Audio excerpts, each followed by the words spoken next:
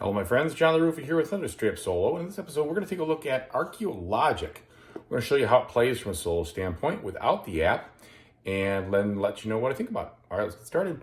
Okay folks, and as usual, please like and subscribe to my YouTube channel, as I really do appreciate that support. And if you already have, thanks so much, I appreciate it. Okay, so what are we trying to do in this game? Well, basically what you're trying to do is determine the exact pattern of these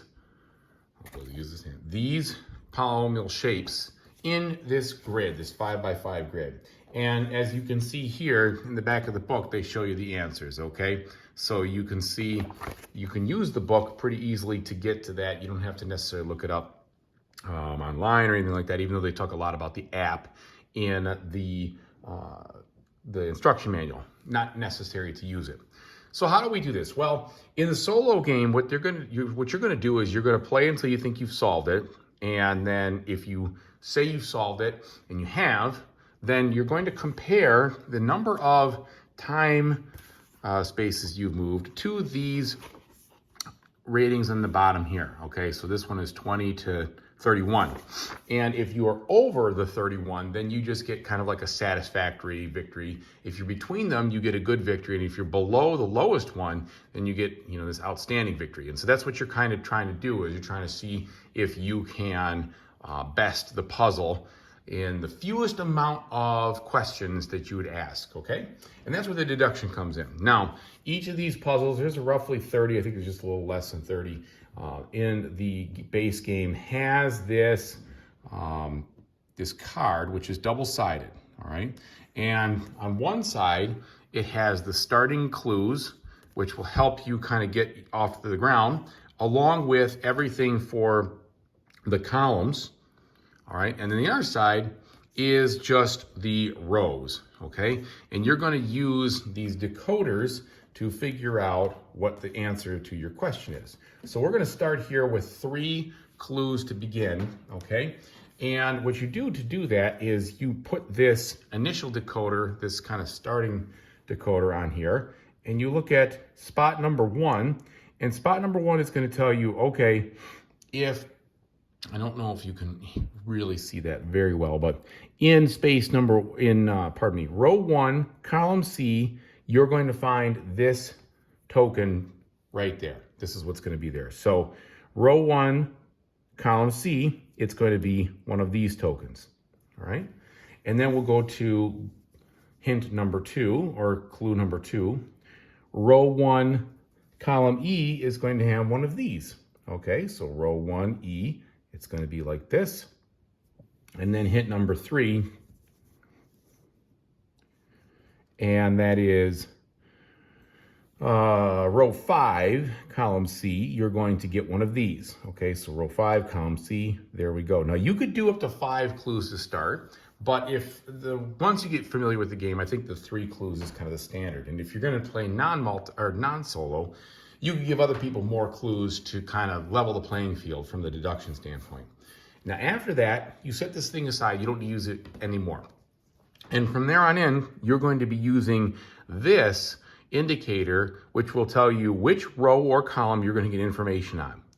And every turn, this is going to move 1 space clockwise to kind of keep rotating around. Plus, for the solo, the unique thing for the solo is every time you reveal one of these types of symbols in your answer, you move this 1 space further per one that you reveal. And the reason they're doing that is that way it makes it so that it's a little bit more variable around here what you're going to get your clue for. I like that. It's a good idea. Otherwise, it would just be kind of every time we step through this, and it would be sort of boring.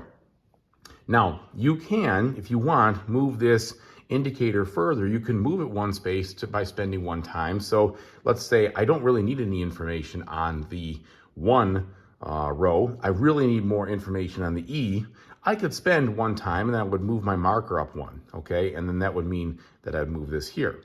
If I want to go to any one, I could spend 2 time and just pick the one that I need. And sometimes you want to do that if you really need a specific answer to a specific column or row, all right? But we're going to just demonstrate what we're doing as it starts. So row 1 here, I've already got some information on it. So now what are my choices? Well, I can choose any of these 3 types of questions. I can choose to determine how many empty spaces, meaning there are zero, none of these shapes will have or will cover a specific space. How many empty spaces are there? Or I can determine how many spaces or how many polynomial spaces will be interacting in that row. So for instance, if I chose this and I got a result of 2, that means that maybe something like this is happening, okay? Here, let's say it would be like this and like that. That would be 2 spaces, right? And then the rest of these would be open. It also could be something like this where, okay, I've got 2 shapes in there. I shouldn't say 2 spaces, 2 shapes. It could be like that. So you don't exactly know, and that's why that question is a little bit cheaper in the spending of time, okay? The other one, which costs 2 time, is how many or what types are of these traps, which are these little icons, in the specific row or column, or how many spaces and what do the spaces look like are there for the smaller 2 shapes. So for instance, same situation, if I asked that question and I returned, let's see, for this little shape right here, let's say it returned 2 of these blues, well then I would know somewhere in here I have to have 2 of these blues with this shape, okay? And that would be a really helpful thing because that would guarantee it would have to be here because it can't fit over here and it can't fit over here. So that would tell me a lot, all right? And so that's the deduction part of this game. And then finally, you have this one right here, which is the big shapes, okay? And that's what you're basically doing. You're trying to design your questions, and then you're going to use this Truthfinder here to figure out what you're doing by setting this to the spot and then this to the question. So just to give you an example, let's try that one I just said. Maybe we'll get lucky. So what I'm going to do is I'm going to start by saying, all right, we're starting here in row 1 because it's the beginning of the game. And I'm on time space 0, so I haven't spent anything. This is going to be a 2-time question. So I'm going to say 1, 2, all right? And it's better if you pay it out right at the beginning so you don't forget what you're doing. Okay, and then I'm going to flip it over to the spot on this card that says the 1, all right? And then I'm going to ask my question. Here, let's put it right over here. It is going to be the second row question, and it's going to point to that space right there. So I put this Truthfinder in here. And what is it telling me? Well, it's telling me ... which means this piece is nowhere interacting with column 1. So I didn't get lucky. And then to keep yourself straight, you're going to want to write that down. You're going to want to write down your question that you asked. So for instance, in this case, I asked on column 1, I asked the question about the little guy, and it told me that it was none of those spaces in there. So I just kind of do a little freehand notes. Or column 1, that guy, no spaces, okay? So that's what I know. And since that cost me 2, that's it. Now, since it also did not reveal any of those little trap tiles, I don't move this up any further. It just goes to the next space, E. And I proceed that way, okay? So I'm gonna ask another question. So what I would do is I'm going to figure out the question I wanna do first, but I'm gonna flip this to E. I'm gonna set it in such a way, and then they say, figure out your question first, because if you lay it down and you start doing this, you're gonna reveal stuff about E that you don't wanna see because you didn't ask the question. So here's another example. Let's figure out, since E has one of these here, maybe, so what could potentially fit in E? Using the deduction skills, this could go there. This could not go there, right? So I know that shape's not there because it can't cover what I already know about it. This could go there. This could potentially be there. So I have a couple of shapes that I could test. And I could also determine, are there any other of these trap things in column E, or is it empty? And I think I'm going to do that first because using those can help me hem in the solution I want. So I'm going to move myself 2 spaces, 1, 2, for my double space question. I'm going to set it to that question right here, and I'm going to set it up and line it up. So what did it tell me? Well, it told me that one of these is already there. So it told me exactly what I already knew, but it confirmed that none of them, the rest of them are blank. So I know that nothing else is going in there. So again, on my sheet here, I'm going to say E, and I'm going to say the different shapes, and it equals just a single one of these. And so that's how I indicate it on my thing here to tell me what I'm doing. And so that tells me, okay, all these have to be blue spaces, and that's helpful information. So that means that, it's helpful information because it just confirms a bunch of stuff that it doesn't happen, but I would have liked to see more there. So anyway, you continue on until you decide, I'm going to solve the puzzle. And when you solve the puzzle, you have to spend 4 time at the very last little bit to then look at the solution. Then you compare your score. If you got it right, you compare to how many time spaces you spent, and you do that in the back of the book and figure out what the, how clever you were, so to speak.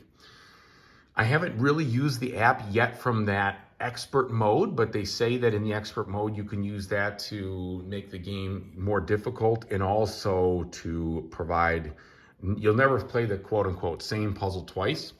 And so I'm going to check it out, but right now there's plenty of puzzles in here, and the fact of memorizing them is going to be pretty tough. You'd have a real hard time like, oh, I remember this puzzle. At least I think so. So again, that's the story. And once you try to figure out where these things go, you start to build, put this stuff together, and eventually you're going to have enough information where you're going to say, okay, how does the rest of it fit together? I think I solved it. Boom, there it goes. All right. So let me tell you what I think about it. All right. So there you have it.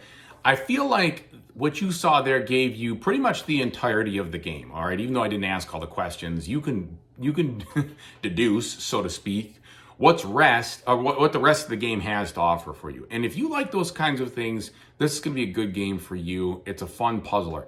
I actually do like deduction games. I like trying to think about if this, then that, if that, then this, and how does it go together.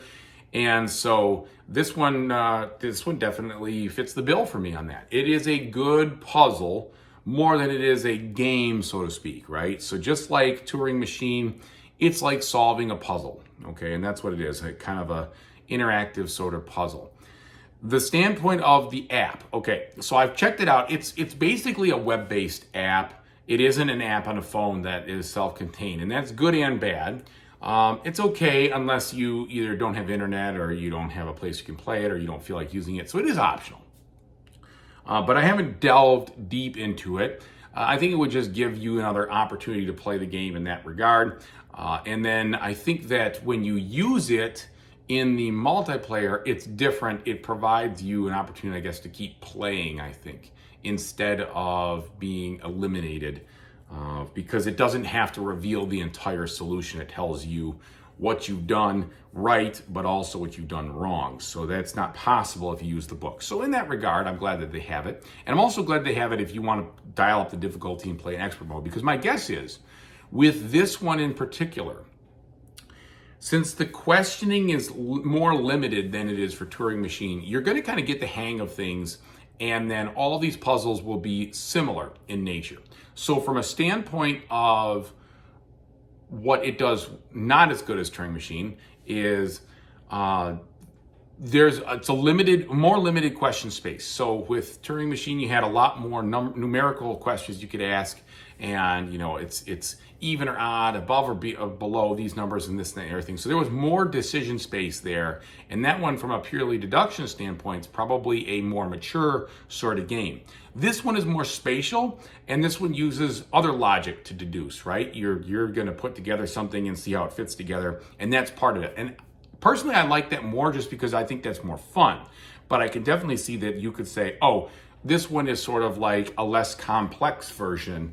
And that just depends on how you think and how you like to solve problems. So either way, I could see people having these in their collection, like, one or the other or both. They are different enough games. It just depends on what you want to do.